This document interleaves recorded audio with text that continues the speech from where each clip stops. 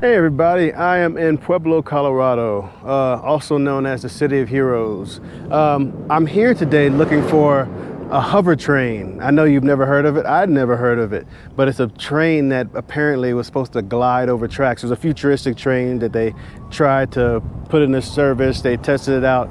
Didn't work out, but apparently it's still here. So I'm here looking for it. But in the meantime, again, this is called the City of Heroes. I'm at Medal of Honor Plaza.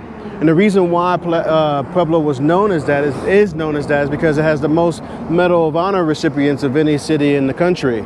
So pretty interesting. Here's 4 bronze statues of those gentlemen, and there you go. So I'm getting ready to head towards the downtown area, down Main Street. We're going to take a peek. We're going to see what we can see on a search for our hover train. Let's go.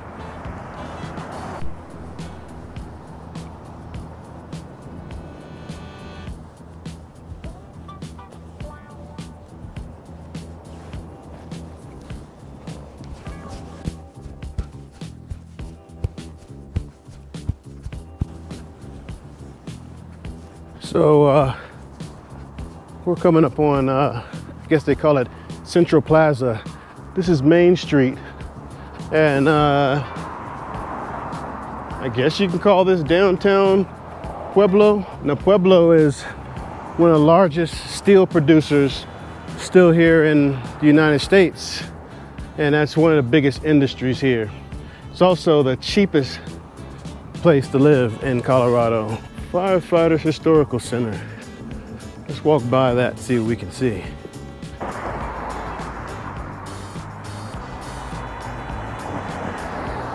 So Pueblo is it's a few hours south of Denver.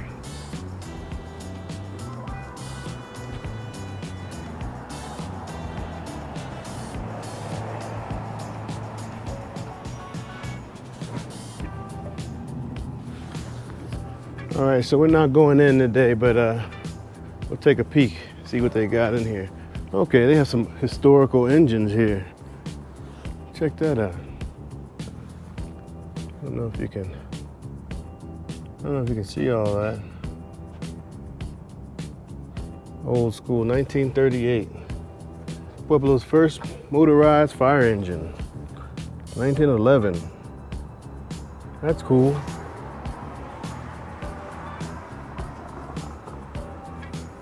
Got another big one. Nice. Seagrave.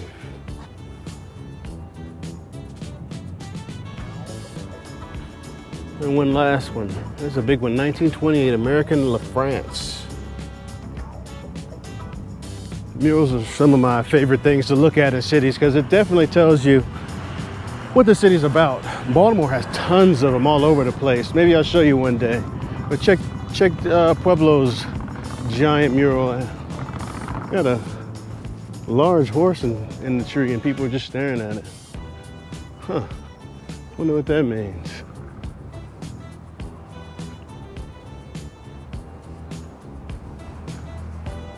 That's pretty cool.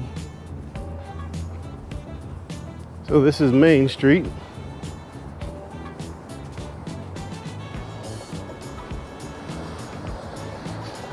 Pueblo Police Department.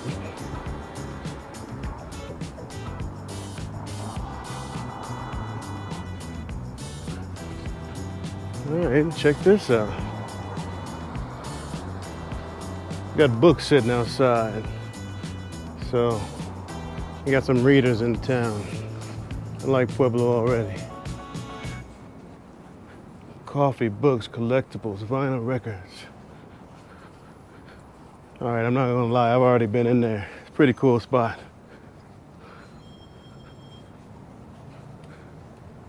It's a bar.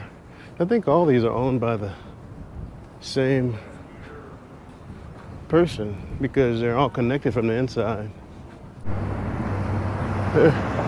Here's Club 21, Aloha Gloria's Gentleman Club. I don't know if that's all a gentleman club, but if that's your thing, there you go if you visit here.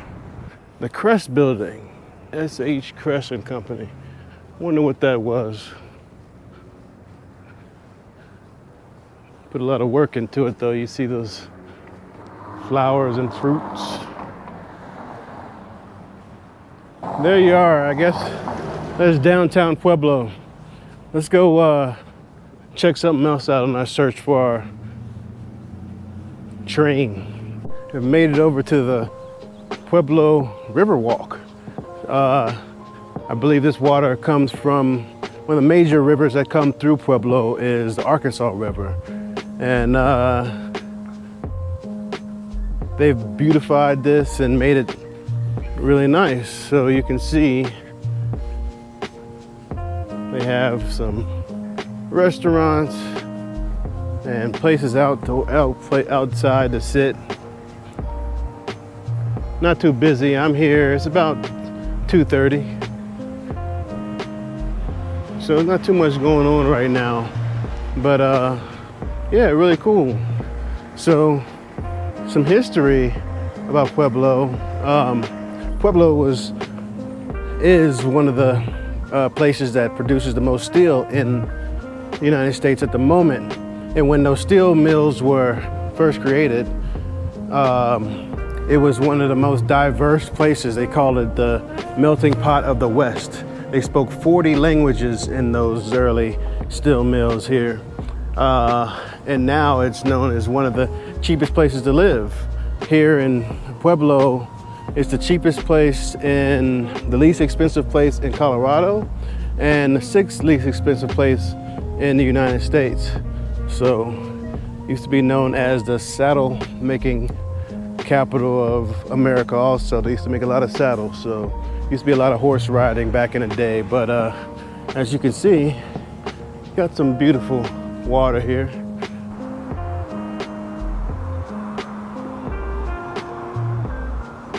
Fountain, and I just wanted to kind of see the end of this river walk before I go hunt for that train. So it's Pueblo is a combination of 4 different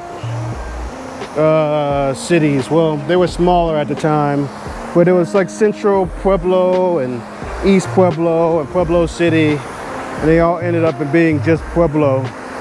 And it's pretty peaceful. It's pretty big. I'm just in the downtown area.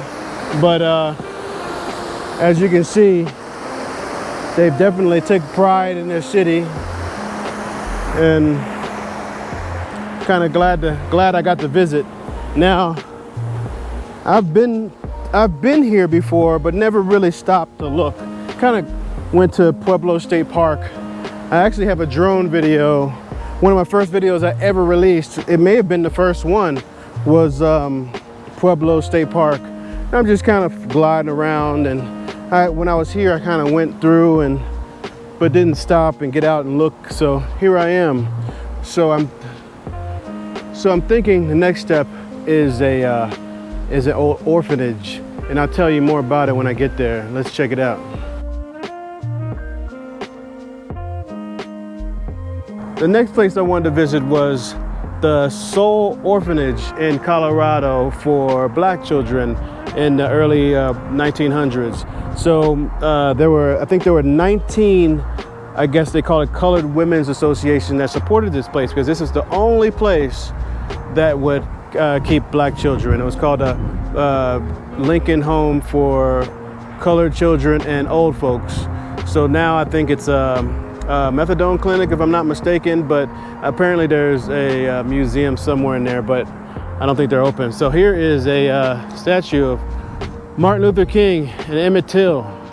So most of you know who Martin Luther King was, and anyone who doesn't know who Emmett Till was, he was a kid who was down, I can't remember what state it was. I want to say it was Mississippi. Long story short, he was accused of whistling at a white woman, and he was lynched, and they found his mutilated body in the river, and his mother had an open casket to remind everybody of what happened. So they have a little monument to him now, and apparently this house, or these houses and this monument, were created, maintained by the black community here, which is pretty small. I think it's about 2%, if I'm not mistaken. I just wanted to check this house out. So really this is two houses that were conjoined for the orphanage. I wanted to check it out before I go my final stop. So let's go check it out. Let's go find a train, a levitating train. So in the 70s, they were trying to make a futuristic train that went along, that hovered along the tracks. And here it is. Isn't that weird looking? Now, this wasn't supposed to touch the tracks. It's supposed to hover along it, and I guess research didn't really work out, and they decided to go ahead and terminate it, and here it ended up.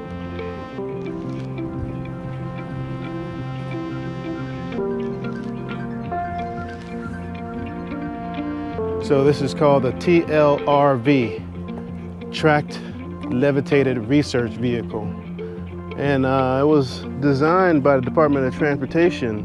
So originally this was meant to go 300 miles per hour, but it never made those speeds. They were gonna make an oval track, I think it was about 1.5 miles long, and test it out. What this is good for now is a shelter for cats. So you can see a little cat bowl down there. I saw a little kitty run around. Oh, there's one popping his head up there. Hey, kitty cat. Just checking me out. It's its new home. But at one time, this was supposed to be a futuristic vehicle. So when you get over 140 miles per hour on a track, it causes issues, and the wheel, I don't know if that's the proper term, starts to hit the track, and it causes a lot of problems. And the faster you go, the more disastrous it can be. So the solution for these researchers was for this to hover over the tracks, and it could go a lot faster. But unfortunately, it didn't work out. So, man, it would be so cool if we can go up in there, wouldn't it? As you can see, there's really no wheels on it. So this was run by battery and electric, and I guess the faster it went, it took some of this, took air in up there. I don't know, it just looks really, really cool and aerodynamic. And I'll bet most of you never even heard of this, because I sure enough haven't. But yeah, anyway, now that I've found what I came to look for, I'm gonna end my trip here in Pueblo. If you enjoyed the video, and if you got a kick out of this thing, let me know. If you liked the video, subscribe and follow me. Anyway, I love you guys, and I'll see you in the next one. Take care.